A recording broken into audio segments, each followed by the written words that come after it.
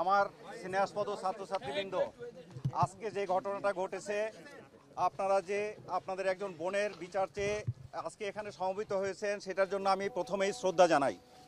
আমি আমার যে সন্তান হারিয়েছি সেটার যে কষ্টটা, সেটা আমার সন্তানরা বোঝার চেষ্টা করবে, সেটা আমি বিশ্বাস করি। আপনারা আপনাদের বোনকে হারিয়েছেন, আমরা হারিয়েছি আমাদের সন্তানকে। এই ঘটনাটা যখনই আমাদের নজরে আসছে, ভাইস চ্যান্সেলর মহোদয় আমাকে ফোন করে বলছেন যে তাৎক্ষণিকভাবে আমরা অ্যাসিস্ট্যান্ট প্রক্টর যে এটার জন্য ইনডাইরেক্টলি অথবা ডাইরেক্টলি দায়ী, তাকে আমরা এখান থেকে অব্যাহতি দিলাম। আমার সন্তান সমূহ শিক্ষার্থীরা, আমি আগে বলবো যে আমাদেরকে সবাইকে শান্ত হতে হবে। যে মর্মান্তিক, নিদারুণ, অমানবিক একটি ঘটনা ঘটে গেছে, সেটার জন্য আমি একজন মা হিসাবে আমি অত্যন্ত দুঃখিত। আমি এই বেদনা, এই ভার আমি জানি না সেই মা কেমন করে বহন করছে। তোমরা শিক্ষার্থী হয়ে আসো প্রত্যেকটি বিশ্ববিদ্যালয়, বিদ্যাপীঠে, যেখানে আমাদের দায়িত্ব শিক্ষক হিসাবে, আমি শুধু একজন উপাচার্য হিসাবে কথা বলছি না, আমি একজন শিক্ষক, এবং আমি শিক্ষক হিসাবে বলি যে এই দায়িত্ব নেওয়ার কথা আমাদের সবার, যে তোমরা যাতে নিরাপদে এখানে লেখাপড়া শেষ করে তোমরা সুন্দরভাবে নতুন জীবন শুরু করতে পারো। কিন্তু অতি একটি দুঃখজনক ঘটনা, যেটা সোশ্যাল মিডিয়ার মাধ্যমে অবগত হয়েছি, যে ছাত্রীটি তার নিজের জীবন নিয়ে নিয়েছে এবং সে তার কারণগুলি পরিষ্কার করে বলে গেছে। আমি দায়িত্ব নিয়েছি নভেম্বর মাসের 30 তারিখের অপরাহ্নে।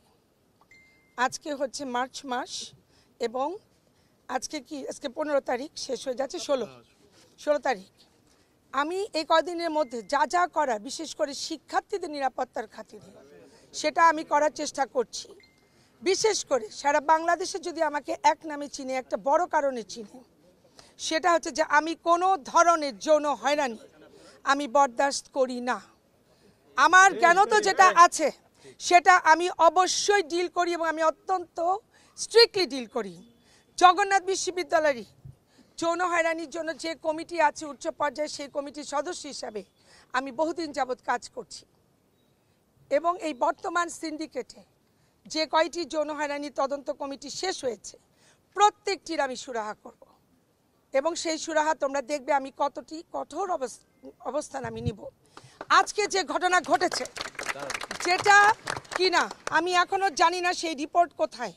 আমাকে বর্তমানে যিনি প্রক্টর, তাকে আমি জানা মাত্র বলেছি যে সেই মেয়েটি বলেছে যে সে একটি কমপ্লেন দিয়েছিল, তাহলে সেই কমপ্লেনের রেকর্ড কোথায়? সেই কমপ্লেনের রেকর্ড তো আমাকে দেয়া হয়নি। তোমরা কি মনে করো, বিশ্বাস করতে পারো যে আমি কমপ্লেনের রিপোর্ট পাবো আর আমি বসে থাকবো? আমি সেই ধরনের সেই অ্যাসিস্ট্যান্ট প্রক্টর, তাকে জগন্নাথ বিশ্ববিদ্যালয়, কিন্তু আমাদের প্রত্যেকটি পাবলিক বিশ্ববিদ্যালয় তোমরা জানো যে আমরা একটা আইনের মধ্যে দিয়ে চলি। সেই আইনে একটা উপাচার্যের যে ক্ষমতা, তোমরা বলছো আমি কেন আসলাম এখন, আমি এতক্ষণ লং টার্ম আমি ইন্টারভিউ দিয়েছি, তাদেরকে আমাকে ব্যাখ্যা করতে হয়েছে সাংবাদিকদের যে আমি কোন ক্ষমতা বলে, তোমরা যেমন চাচ্ছ তাকে সাময়িক বরখাস্ত কেমন করে করবো বা পুরা বহিষ্কার করতে পারবো কি না, এই প্রশ্নটা তোমরা আমাদের ট্রেজারারকে করেছো। আমি এখানে পরিষ্কার বলতে চাই, আমি সেটার জন্য আইন আমাকে পড়তে হয়েছে, আইনজ্ঞর সাথে আলোচনা করতে হয়েছে। প্রত্যেকটি বিশ্ববিদ্যালয় আইন দিয়ে চলে।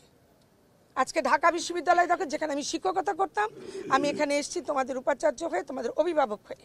আমি সেই আইনটিকে ইউজ করে, সেই আইনটিকে ব্যবহার করে আমি যিনি অভিযুক্ত অ্যাসিস্ট্যান্ট প্রক্টর, তাকে আমি সাময়িকভাবে বহিষ্কার করে দিয়েছি সকল কাজ থেকে।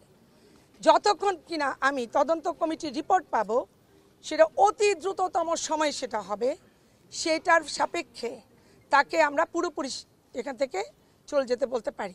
ঠিক তেমনইভাবে যে শিক্ষার্থীর জন্য আজকে এত কিছু ঘটনা, সেই শিক্ষার্থীকেও আমি একই কথা বলেছি। এটা হচ্ছে বিশ্ববিদ্যালয়ের আইন, কিন্তু এটাও তোমরা জেনে রেখো যে আমাকে অবহিত করা হয়েছে যে যারা আইন শৃঙ্খলা বাহিনী আছে তাদের অগোচরে কিন্তু কোনো ঘটনা এখানে ঘটছে না।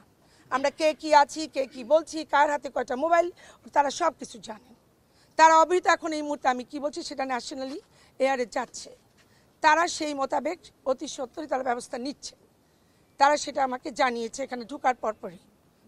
সেহেতু আমাদেরকে কিছুক্ষণের জন্য হলেও আস্থা রাখতে হবে। সে আস্থা রাখতে হবে। সেই রিপোর্টটি আমাকে নিশ্চয়ই এটা দেয়া হবে প্রক্টর অফিসে, যদি থেকে থাকে আমি জানি না, কেননা নতুন তোমরা জানো 5 জন প্রক্টর এসছেন, 1 নাম্বার সহ। বাকি যারা আছেন তারা পুরানো, যারা ছিলেন তাদের মধ্যেও কিছু কিছু আছে। তাহলে এই ঘটনাটা যেটা বলা হয়েছে যে তাকে হিউমিলিয়েট করেছে, সে বলেছে যে আমি সাদেকা ম্যামের কাছে বিচার চাই, আমি পড়েছি এবং আমি অবশ্যই সেই বিচার করব। আমার হাতে যে কটা আইন আছে আমি প্রত্যেকটি আইন ধারা উপধারা সহ আমি ব্যবহার করবই।